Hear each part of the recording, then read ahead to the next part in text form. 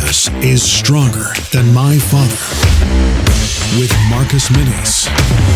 Welcome to another episode of Stronger Than My Father podcast. I am your host, Marcus Minis Sr. Many may ask, what is Stronger Than My Father podcast? Well, this podcast is designed to bring more of an awareness to fatherhood, and hopefully through my guests, we can find some solutions to hopefully one day stop this pandemic I believe that is called the fatherless. I have to really thank my producer, Mr. Jim McCarthy and Jim McCarthy Voiceovers. If you need any voiceover work, please see Jim McCarthy.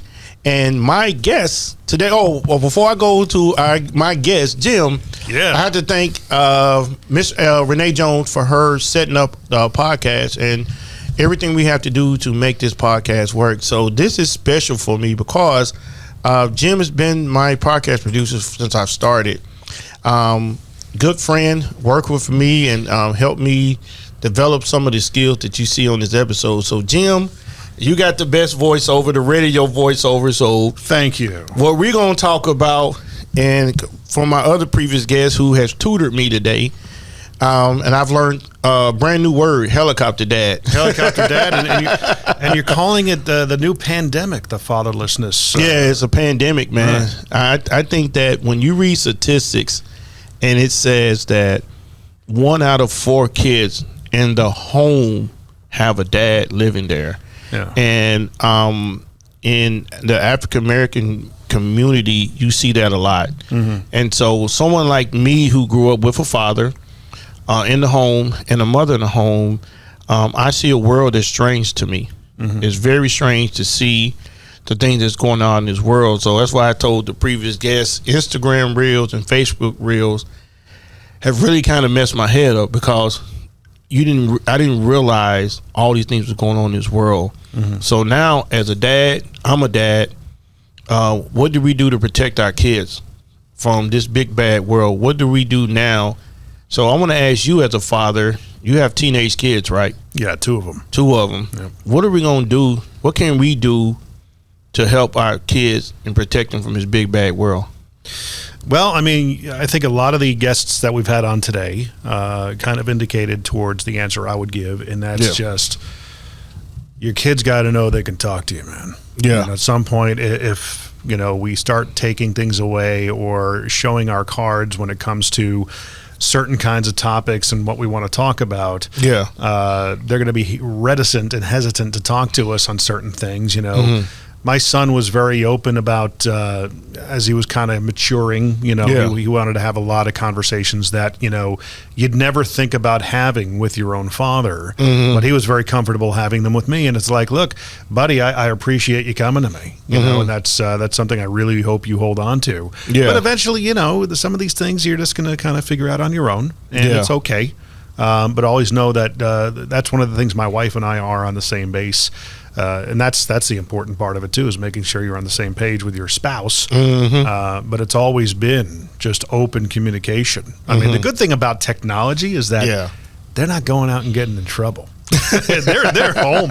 My kids are homebodies. Yeah, they like staying at home. So, as far as my upbringing, you and I have a very similar path. Yeah, we both had working fathers who were there for us and loved us. And I told you the story about how my dad always would always tell us kids, my brother and I will never ever be able to be afraid to tell you I love you and give you hugs and kisses. And to us, that was like, okay, that's kind of what we expect from you. But it was because he never had it himself. Wow. So do you think it's manly for us as men to tell our kids, I love you all the time and kiss them and stuff like that? You think it's too manly of us, or it's something we need to do? Has nothing to do with it. It's about being a father. Your kids need to know that they're loved, and hug them and kiss them and and be affectionate. It's all part of it. My father was never hesitant about it at all. Well, my father when we grew up, just from what I can remember,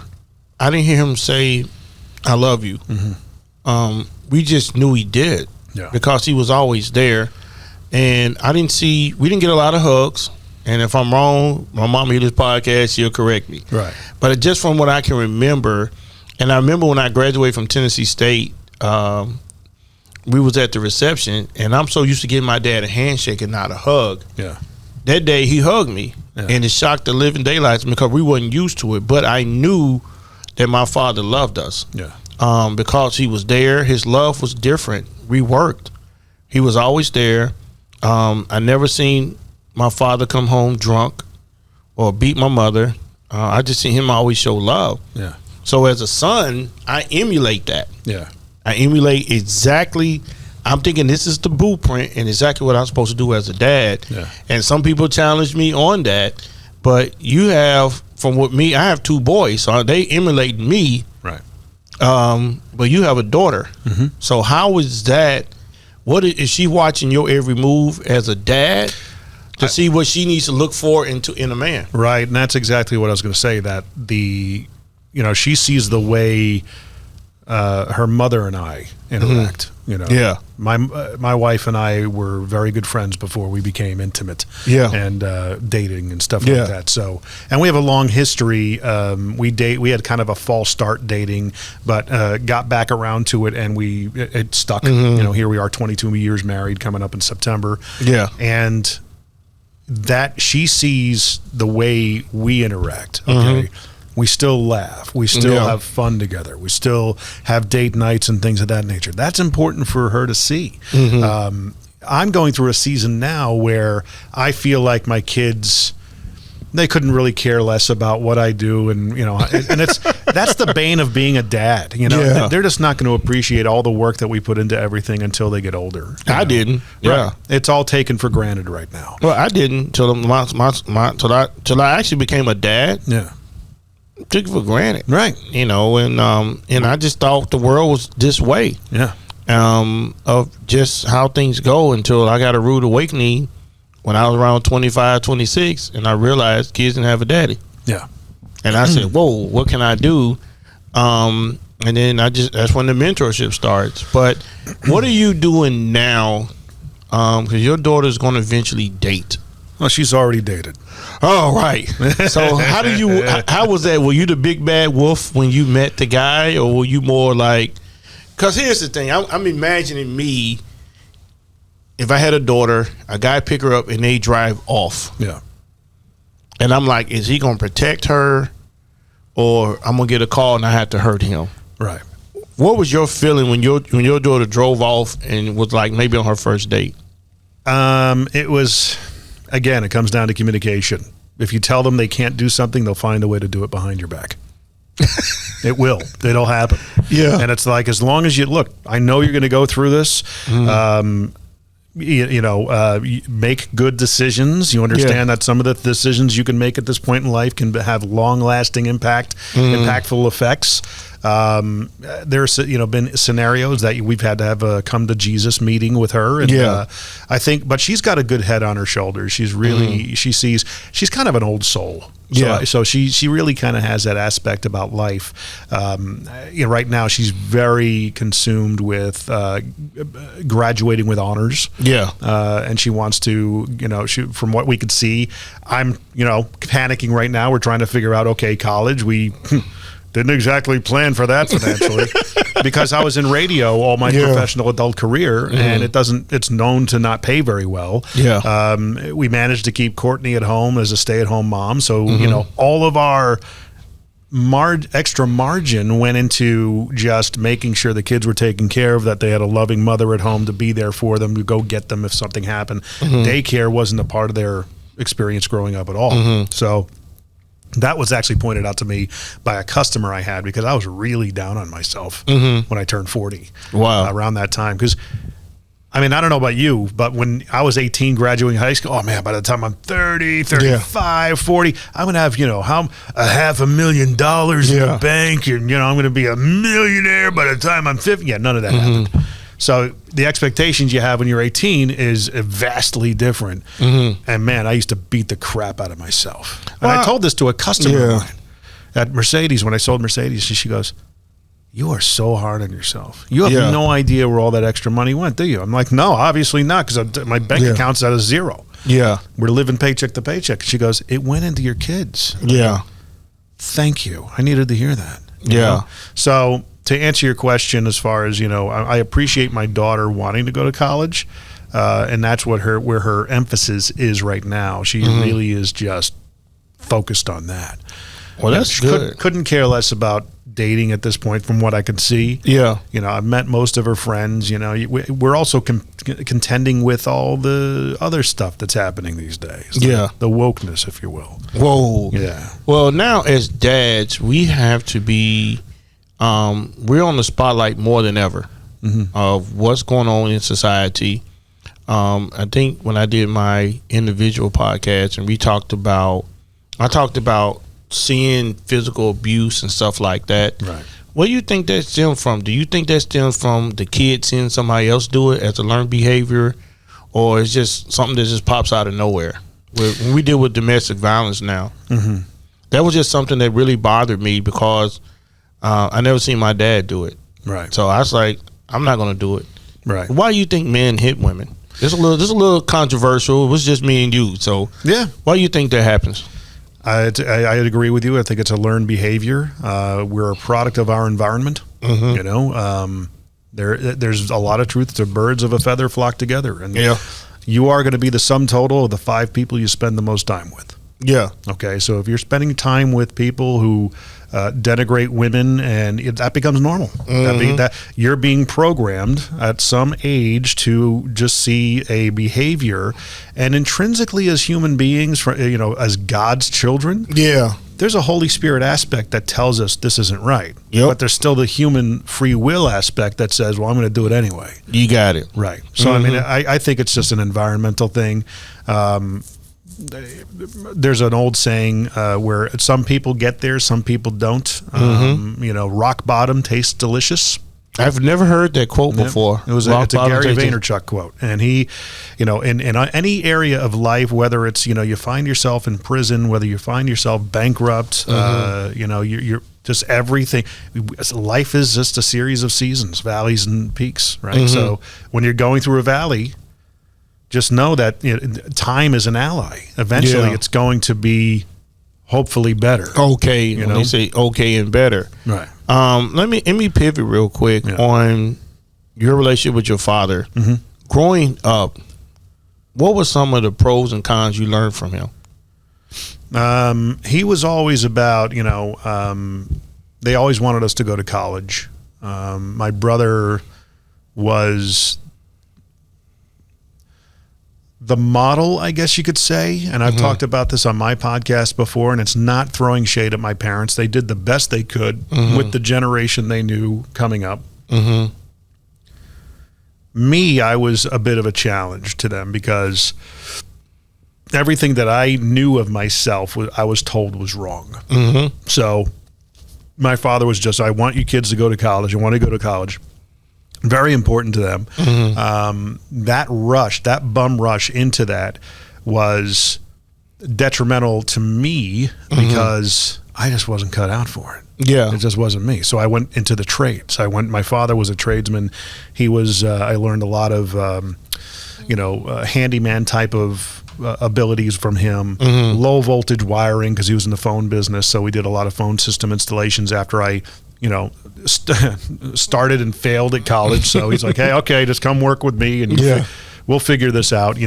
I think they just wanted to get me to 18 at some point and just, okay, we did the best we could with Jimmy, but hey, look at Danny. He went to law school. So hey, at least we got something. Wow. So, I lived in that shadow for probably 15 years. Right. And again, that affected that self-esteem. My father was, looking back on it, very influential. I compare myself to him as a father constantly, and I am not a quarter of what he was in my mind. So again, here's that self-esteem thing. Right? And he was always taking us fishing, doing stuff with us. But man, it was the 80s. He had a very upper middle class job. He was making over 6 figures a year. You had the margin to live life a little bit and have some toys. We grew up well, I've had no complaints, but it's a different world today. Well, especially for a single income. Wow. Your mom didn't work? No.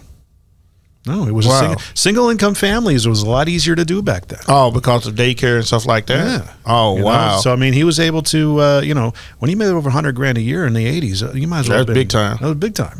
Right? Yeah, you can split that 50-50 and go from there. I know one time when you was talking, I think it was when I was on your podcast, the comparison. Mm-hmm. I was just like you. I failed in college because I didn't know what I wanted to do. Mm-hmm. And after a while, my dad said, "You're going to go work in the factory." Yeah. And my dad said, "The factory is going to make you a man. Yeah. It's going to make you a man. Mm-hmm. And you better not quit." he said, "If you quit, don't come home." Right. And that woke me up. That woke me up working in the factory. He gave me a good life to have a house and everything else. But I knew there was more than that. And I know you pivoted when I've heard you speak, and you pivoted on how you went into radio. Mm-hmm. How you started doing other things outside what your parents really wanted you to do. Yeah. And I wanted you to tell my listener audience, how were you able to pivot and decide radio was your purpose in life? What do you think hit you one day and said, you know what, this is what I'm going to do. I feel like this is my purpose in life. My brother told me one time that if you're waking up every day asking yourself why you have to do this again, that's not a good place to be. You have to make a change. Mm-hmm. Life is not about finding something just to do and getting to retirement where maybe you get 5 or 10 years to do what you want. Yeah. Life is not about that. Why not do that when you're 20? Yeah. And that's one of the things I impress upon my kids is, guys, I want you guys to be, whether you go to college, whether you learn a trade, whether you I want you to be self-aware. Okay. I want you to understand who you guys are. Mm-hmm. My son used to get very frustrated with me because he's exceptionally gifted when it comes to musicianship. Mm-hmm. And I'm a drummer. He picked up the drums when he was young and he wanted to play because daddy played and everything. And I think he kind of resented me at some point. He's like, "You just want me to be in school band because you're a drummer. You want me to play." Spencer, no. Yeah. You are amazing at this stuff. Mm-hmm. All right? I am seeing your label on the outside of your bottle. You can't see it because you're on the inside of the bottle. Mm-hmm. Okay? I, as your father, am realizing, you've got this gift, you've got this gift, you've got that gift. Buddy, go pursue it. But being, somewhat of my wife was very stubborn growing up. I guess I could be too. So we're getting paid back in spades. Yeah. So basically he had such talent in those areas, and as soon as you told him, "My gosh, you're good at this," he'd go, "Oh yeah, really? You think so? Yeah, you're amazing. Okay, I'm going to quit." Whoa, dude! Whoa. Why? So middle school, he wanted to go. He didn't like doing band, but every time you'd see him play, and he was that good. He was just dancing and enjoying. I'm like, look at you. Why? You keep on going. Do you just think just kids they do it to make their parents proud? And then they say, you know what, I want to go on my own. But the thing, it's like, but we all do the best we can. It's like, I'm not trying to make that impression on you. I don't want you to play drums because I did. It's not important to me. Yeah. Okay? A lot of parents in this day and age, it's more important for their ego that their kids go to college. Yeah, I think that was a big thing back in the 90s, 2000s. Yeah. And that college degree is going to, no, it's not. It's not guaranteed. Yeah. Well, I think now when we have a student loan crisis. Right. All that's good is the banks benefited from it. Yeah. All right. It's like the whole misnomer of home ownership. Home ownership is the American dream. No, it's not. Well, somebody talked about that, about renting now. Yeah. That's the way to go. But I think we're getting into a rental economy these days. I've heard about that. Yeah. And, I want to talk, because me and you have, I'm laughing because me and you have so many similar backgrounds. Mm-hmm. I played drums as a child. Yeah. I quit playing because of politics. And church politics. Church politics, exactly. Yeah. And that's when I was introduced to church politics. Here's the thing I'm baffled that I didn't find my way. It took me 12 years out of high school to really find out what I was pretty much good at. Yeah. And that's interesting you say that. 12 years. So for that 12 years, I tried this. I tried computers. I tried this. And let me guess, society was telling you that you're behind the 8 ball. You need to catch up, right? You know what I was trying to do, Jim? I was trying to be like my younger brother. Right. Because when we would go around family, everybody would always talk about my younger brother. Because it seemed like he had everything going for him. He had everything going for him. He knew what he wanted to do. Exactly. All he did was discover his purpose earlier than you. Yep. And that what needs to be impressed upon kids these days is that, look, when you're in your 20s, it's for falling on your face and eating dirt. Okay? If you're getting to 29, 30, yeah, we probably got to figure something out. But your 30s are for establishing your purpose. Your 40s are for dominating and committing and making as much money as you can to, do what you want. I mean, not that everything's really based on money. But, for me, you talked about purpose before with radio. Looking back at my youth, okay, I had 3 separate seasons. You heard me talk about this on my last presentation at BNI. I had a purpose and drive and identity, most importantly, when it came to our RC cars when I was a young teenager. I always knew I wanted to play the drums. Since I was 6, 7 years old. So I'd tell my mom I want to play the drums, so she got me a saxophone, which, because they're not noisy. But that was her big objection to the drums, is that they're so noisy and loud. Yeah, and a saxophone isn't. Come on, it's a brass instrument. So I did that for a while. It lasted 6 months, didn't stick. I got into RC cars. That was my big identity for a season, and it built self-esteem and awareness of myself, and me being able to build the cars from scratch with nothing but parts was a huge boost to my self-esteem. Then they finally relented and got me my first drum set at age 12 or 13. It was an old piece of crap, $75. The cymbals might as well have been made from aluminum foil. And that is when they realized, oh crap, he's actually pretty good. Because I sat down and I just knew how to play it, just the water, right? And then that, throughout high school, college, got to go to college. If you don't go to college, you're going to be a loser. You don't want to go to Henry Abbott Tech and learn a trade. I mean, that's what the losers do. But come as I got out of college and I started working with these quote losers, these guys were debt free. And my age, making $45,000 a year being an electrician. Yeah. And I'm like, well, okay. You're not in debt. Right. And that's the biggest thing. And I think one thing you talked about that with me mentoring now, I don't really hit on college as hard as I used to. It's not needed anymore. I don't think it's needed. I think it's needed for whatever, if it's a career. Like, you don't be a doctor, a lawyer, you got to go to college. Do you realize that doctors and lawyers did, how a lawyer became a lawyer once upon a time? No. They'd spend time as an apprentice in the law library looking up cases and stuff like that and precedents for the attorneys that they were apprenticing for. And it was similar to being an electrician. You would apprentice, you become a journeyman, then you become a bona fide professional. Okay, getting your license. You could take the bar. If you went and looked at YouTube or online courses now, or even books, you can take the bar today and pass it and call yourself an attorney. I didn't know that. Right. I thought, I don't know. I just thought you had to go 4 years and another 8 years. Yeah. It's amazing when you got to go through that schooling. That's what the banks want you to think. Well, take out the loans, guy. Well, that's what happened. What happened to me? I'm very cynical when it comes to this stuff. I'm almost there of being debt free from student loans. The thing that I think me and you definitely have more in common is that we really take fatherhood serious. We do. And there are so many dads out there who do not take it serious, and I really believe it's because how they was raised. Yeah. You don't have that.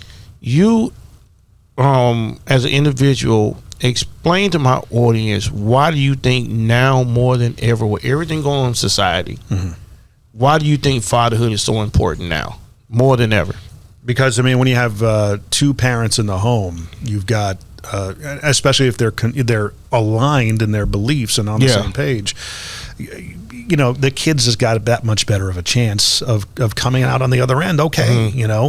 But again, I just think fathers need to be there to show by example. There's a lot more caught than taught.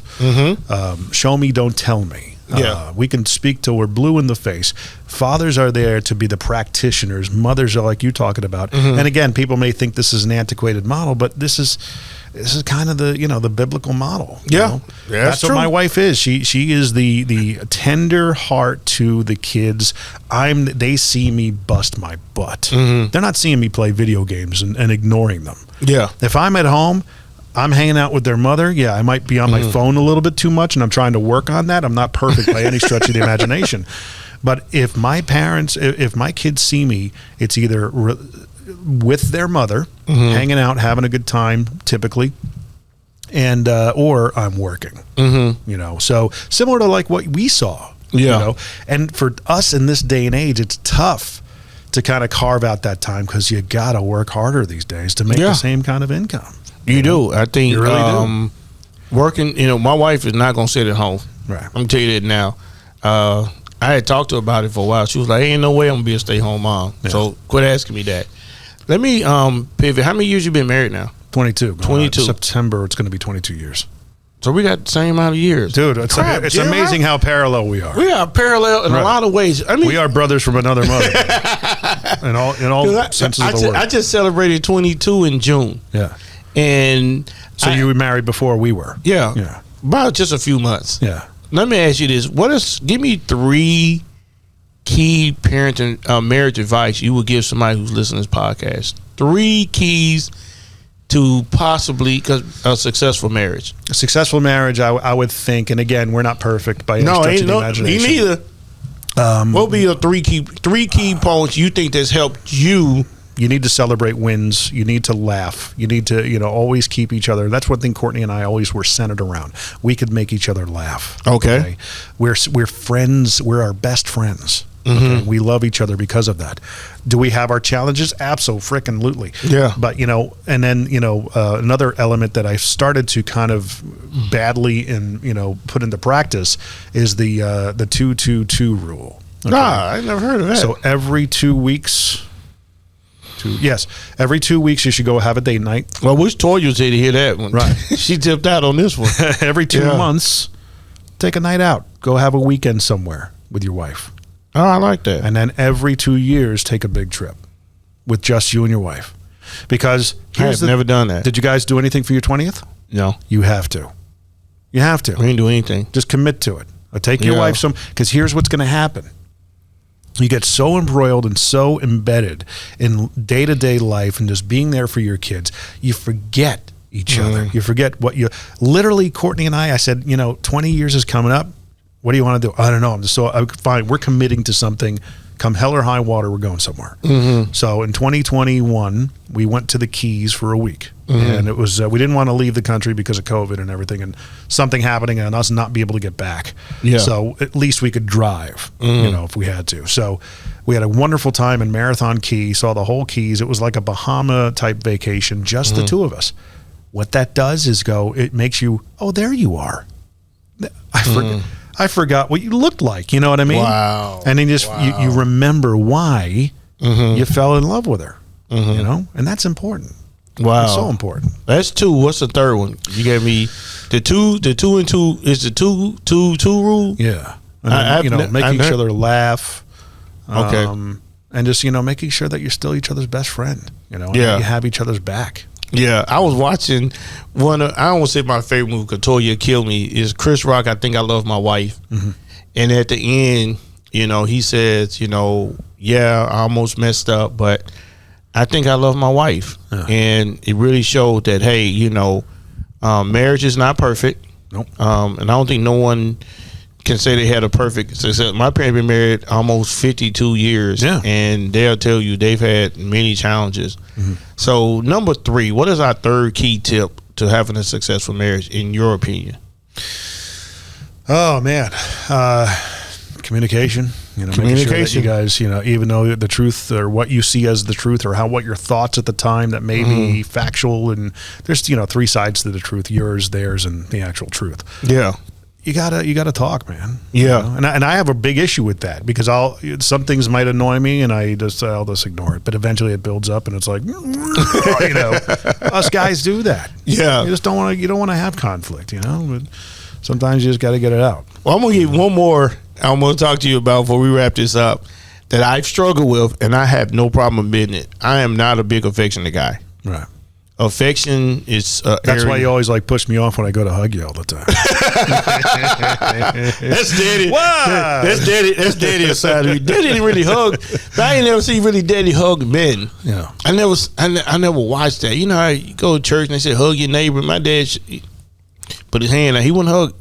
I just never seen him do that. Look, Jesus was affectionate. Yeah. I think that's one area of my life, I say in my 22 years, I'm just not that guy. Yeah. I'm kind of affectionate when it's time to be intimate. Right. I'm affectionate then, but if I ain't thinking about intimacy, I ain't thinking about affection. But what is affection to you? Is it just hugging your children? Man, it could be a pat on the back. It could be, a nice pat on the shoulder, pat on the head. That kind of touch is important. That's a very good question. This turned into your podcast. Yeah. This is a very good question. I honestly don't know. Yeah. Well, you just start there. I'm built, Jim, to be a provider. Right. That's we have that in common. That's all in my mind is providing. Right. Like, do you have enough gas? Do you have enough money to get something to kids? What the kids gonna eat? Yeah. That's what I'm built for. I think everything else, I don't think about it as much. Right. I just think, hey, you got something to eat. Where you going? When I leave here, where you at? Where you going? Yeah. And I've done podcasts. I think we done one with Chris. Chris Hope, I can't remember who, where we talked about. I know, man. You turned into a fanboy with him. That was hilarious. You guys got to watch that podcast. He had the terrible towel out and everything. I have it hung up at home. I that's an area that I ask God to help me with at times. I know my wife thinks a lot of times I don't. They say you're supposed to say I love you a lot. Yep. And I still can't get over the things that what I grew up with, and I can't shake that. I think my wife, in the back of her mind, she know Mark loved me, and Mark gonna make sure I'm okay. Right. I think what people have told me is that your wife needs to hear that every now and then. Oh yeah, and that's just an area that I just don't think about a lot. I just want to be sure you're okay. And I'm gonna tell you this, and you're gonna tell me I'm wrong. I do action, and I assume my actions tells you that I love you. That's signaling. And so me taking care of you, like if I call her and say, hey, you want me to cook dinner tonight? Right. And I think this week I made lasagna. Right. Everybody loved it. Nice. That's me telling her I love you. Yeah. It is. People think I'm wrong for that. No, it's the love language. What's her love language? Hers is an affirmation. Mine, that's why we clash a lot. Hers is affirmation. Mine's acts of service. Yeah. So we both, and Toya's very, very hardcore, where she has her stance, and I have to do a better job, and it's still hard for me. Right. Well, here's the thing. It's still really hard for me. You bring up affection and things of that nature quite a bit on the podcast. Yeah. Especially towards the beginning. That tells me that subconsciously somewhere in there that you longed for it at some point. I really did. No? No. Yeah. I think what I wanted growing up was validation. Right. Wasn't affection. I wanted people to say I was smart as my younger brother. Right. I wanted people to pat me on the back for my wins. Yep. And when I didn't get that growing up, it actually turned me to a stone heart. Right. So now, Jim, when people tell me, man, congratulations on your 10-year anniversary, I don't think nothing about it. I had my own moment, but I'm not. I never posted on Facebook. All right, showing my father's 10 years old. Probably could have, maybe got some donations, but I didn't. I don't look for validation. I don't look for. If Toya never said, "Oh, Mark, I love you," it don't bother me. Right. I think it shows through how you take care of my kids. It wouldn't bother me. Does she say it to you though? Not much. No, not much. Because it doesn't bother me because I didn't hear that growing up. So it does not bother me. Right. I don't worry about that. I don't worry if Toya loves me or not. I figure she does. She home every day. We ain't fighting. Right. Our kids are good. She's smiling now because she got that new car outside. She's really smiling. So I think that's an area that I think some men may struggle with, some men may not. But this is round 6 of therapy. Hey, just your thought. What do you think with affection that I probably could do better? Small steps. It could be a text every morning that, hey, I love you and stuff like that. I mean, my wife did that for me for a while, and I'm guilty of never ever, thinking proactively to do it for her. But for a season, she would just say, she would get up and, I love you, have a great day. Just that little text is like, oh, that's nice. Yeah. Because what can you do to make their soul burn a little bit brighter? You know what I mean? Yeah, because we have a habit, man. We'll get up. get the kids, and we just leave. It's life. It ain't no. Yeah. Here's the thing, I'm not routine. Yeah, not a routine guy. I don't want to wake up every morning and come home or wake up, give your kids every morning. It's just not. That's not me. Right. But I think just as a man, as long as I can, I feel like as long as I can take care of you, hope that helps. But that's me and Toya. In 22 years, we've never seen a marriage counselor. Right. Never had to. And we try to work good as a team. Right. And I think the thing we do best is we give each other space. So like when I leave here, I may go get something to eat, go home, watch TV till like 3 or 4 o'clock. Then I may call, hey, where y'all at? What y'all doing? Instead of, where you at? Come here, I want her to have her time. Now today's Saturday. She want to go shop. She helped me with the business. She want to go shop. She want to go do this. And I like my time to just be at home. Yeah. And that's just think how we operate. And I think everybody's marriage is different. But it works for us, and it's kept us together. And the thing I say the most that I'm really proud of, Jim, is that she can come home to a safe home. Yeah. Because when I see domestic violence on the rise to where it's at now, where men are killing women, I said, it takes a crazy person just to wake up, I'm going to kill you. Right. That's crazy. And that's where, I wanted Toya, and I promised her mom that, because that's her only child. Yeah. And I promised her mama when I asked her for a hand in marriage, because I didn't ask her dad, I asked her mom. I said, I'm going to do everything in my power to protect her. And when Toya turned 10 years ago, her mom said, thank you so much for being a good person. Not one night do I stay up worried that something's going to happen to Toya. Right. That meant a lot to me. Yeah. So the area of affection, Jim. Guess what, buddy? That's affection right there. I'm trying. I want to do better. Yeah. And like I said, with us going to prepare to go on vacation, I'll try to be better. Yeah. But as we wrap it up, give me, if a dad's listening, what advice would you give him if he's struggling to be a father? You're not alone. You're not alone. There's a lot of other guys that are going. What a lot of guys realize, me especially, with the seasons we go through with raising kids, not only are we going through a trying time right now, just as society. Yeah. And there's a reason for that. You're not alone. You got, and there are other. If we as guys are okay with reaching out to each other and just kind of, a men's group or something like that. Maybe it's a Bible study. Maybe it's just, go out for some beers and wings on a Wednesday night and just kind of have some camaraderie. My wife's very understanding of that. You know? But, she always likes having me around. You guys talked about that. Part of your love languages is having space. Yeah. For my wife, she's like, where are you? When are you going to be home? And stuff like that. A lot of guys would take that as nagging. Yeah. I flip it on its head, and I have gratitude. That's a big thing. Okay. Understanding, if you were to add a third item to that bullet list of how you can make your marriage, find the gratitude. Oh, what are you grateful for? I'm grateful for the fact, man, she wants me around. Yeah. It's not like no, stay out. I don't need you. that would be a big problem. But I want you here. I want you. She finds comfort in my company. That's a good thing. Yeah.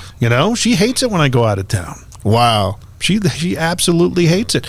We've got a lot of trips coming up that, for the business, that we got to go to trade shows and things of that nature. And we're getting to the point in life where we can, Courtney, why don't you come with me? Yeah. I got to do a lot of stuff in South Florida coming up. Courtney, man, I want you to come with me. Yeah. I want you to see all these amazing places that I'm seeing. Baton Rouge, and it's like, it's a lot of people don't really give much thought to Baton Rouge, but I love going to Baton Rouge. It's fun. Wow. It's a good time. But the thing that I wanted to talk about was the fact that a lot of people see what we're going through as a society these days. And I always try to give them hope because we are at an inflection point in history. Okay. And it happens every 80 years. You've probably heard me talk about this. Really? I think I have or haven't. Right. Every 80 years. Every 80 years we go through some sort of pivoting in society, culture, things of that nature. And it's called it's a book that I read a long time ago called Pendulum. And it was based on advertising, because these guys who wrote it were advertising, marketing guys. and established authors, thought leaders of that time. And the book was based on previous books called Generations and the Fourth Turning. Generations talked about what you call the systolic and diastolic shifting 20-year periods in society that really do happen, because if we go, the average human lifespan is 70 to 80 years. That's why I thought you were shorter than that. Yeah, well, in some cases it is, but I think we're averaging about 72 years, I want to say. Okay. So somewhere in there, we don't expect to live much longer than 80, 90. Yeah. But the thing is that society shifts from what they call a me, which actually zenithed in 1983, 40 years ago. We're now zenithing again, but it's the opposite. It's a we. And there are actual different tenets. The tipping points start 20 years before the zeniths. So in 1963 was the upswing, beginning of an upswing into a me, which culminated in 1983. So a me is, if you think about the 60s as we know it, the 60s were all about free love, self-expression, but you realize the 60s didn't begin in 1960 as we know it. It began in 1963. Okay, that's when the first Corvette came around and became popular. It was in the early 60s. What did the Corvette say? What was the message behind a Corvette? Because I think everybody just wanted one. But all the vehicles leading up to the Corvette, so to speak, and these are just little cultural iconic things we're talking about. The vehicles that led up to the Corvette were big boats that really had, sometimes, you had a 57 Chevy that was kind of getting into the sportier, let me express and this is who I am kind of thing. But they were practical tools to get us from point A to point B. There was nothing really, there were no frills, right? But when the Corvette came out, ooh, I like that. That's me, okay? That's why it became so popular. Okay, look at the movies, look at the music back that happened in the 60s. All that culminates over time in 1983, where it became, we took a good thing too far. And then the pendulum started coming down. You remember the 90s. We felt like the 90s was kind of a weird time, right? Well, you had a lot of new electronics come out in the 90s. Right. Beepers and that's part of it. And technological big cell phones, stuff like that, But I mean, you think about culture in the 90s. Look, look at the music landscape. As far as rock goes, it was all over the map. Yeah. You had the grunge revolution that happened in the early 90s, and the attitude of the songs went from hair bands, which were popular in the late 80s. Hair bands in the late 80s were all about girls partying, rock and roll.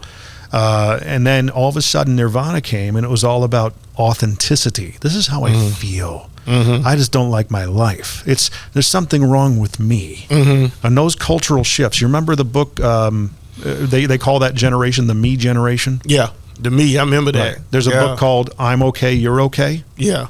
There's 4 seasons to that, and they actually go along with what I'm talking about. There's "I'm okay, you're okay." I'm not okay, you're okay. I'm not okay, you're not okay. And I'm okay, you're not okay. We're in right now. And it's like clockwork, Marcus. We're in the series of I'm okay, you're not okay. Everybody out there right now, all my problems are because of you. It's not me. It's not me. So I'm pulling it up here. So in a we, a lot of witch hunts in a we. And we went through it 80 years ago.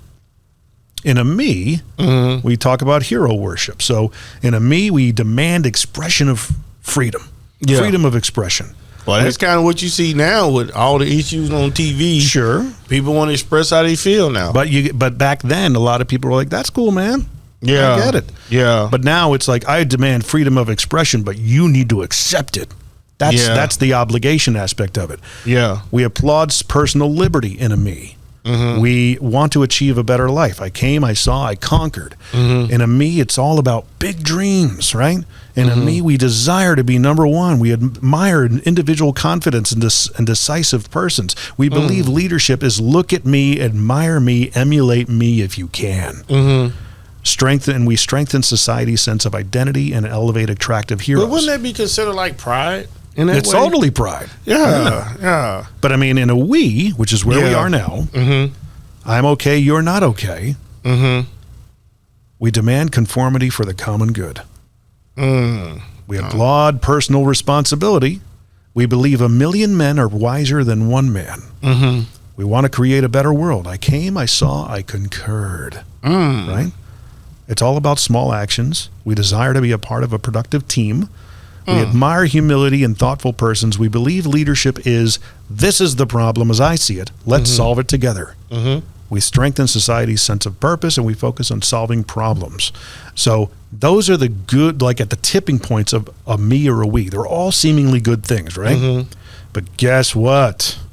It's like some bag where it comes behind. We take a good thing too far. 20 years, okay?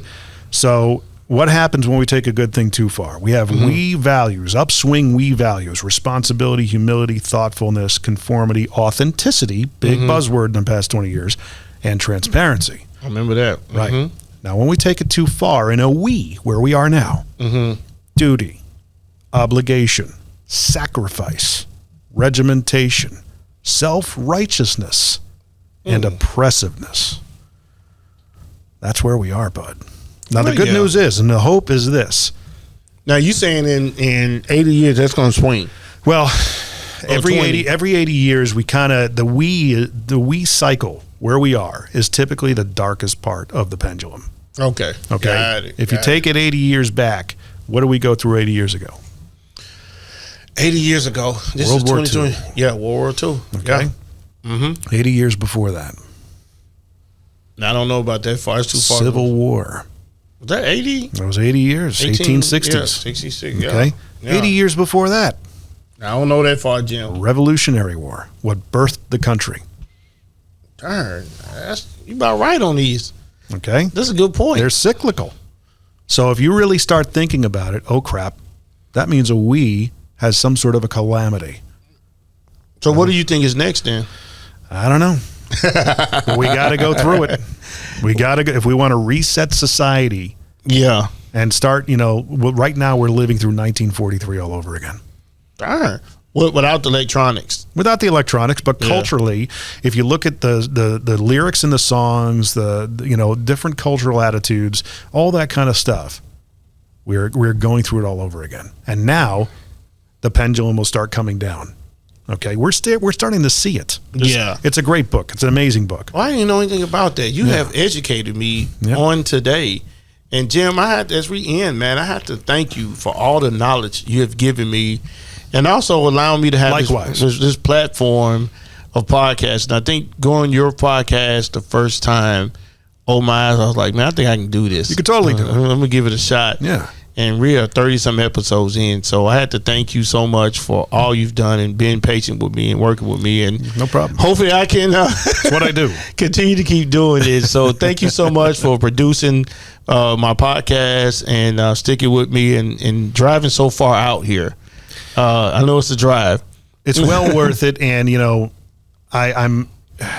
It's just what I do. It's my purpose. Well, we've been doing this for what, about a year and a half now? Yeah. February of 2022? Yeah, about January. January was our first recording. Wow. Was it January or February? It was January. Wow. Yeah.